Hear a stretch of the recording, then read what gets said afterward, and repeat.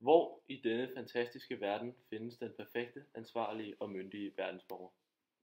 Det gør den i en lille velfærdsstat Danmark. I en lille udkantsby, Oure, på Oure Kostgymnasie. Og her er hun så.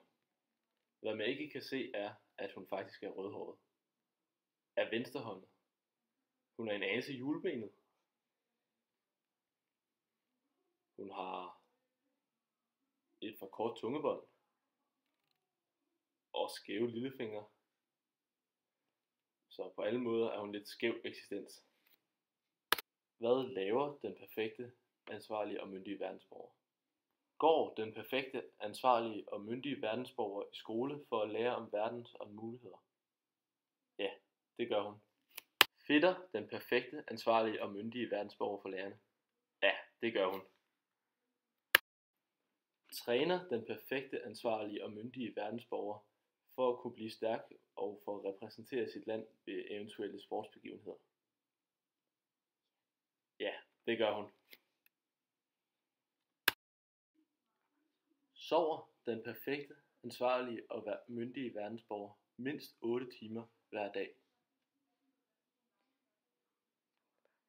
Sammen med Barbie? Ja, det gør hun. Er den perfekte, ansvarlige og myndige verdensborger politisk bevidst og har styr på ideologierne?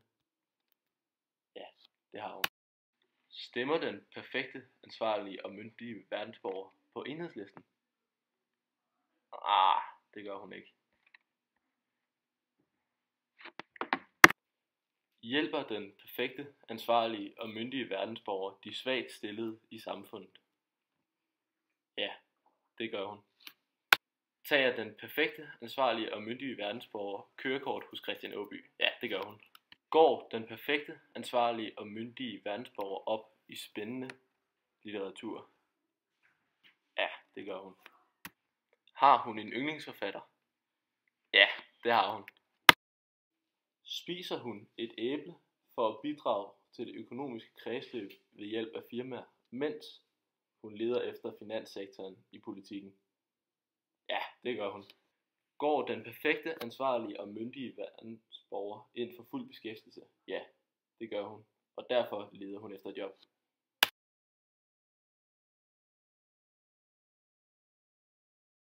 Og derfor er vi alle perfekte.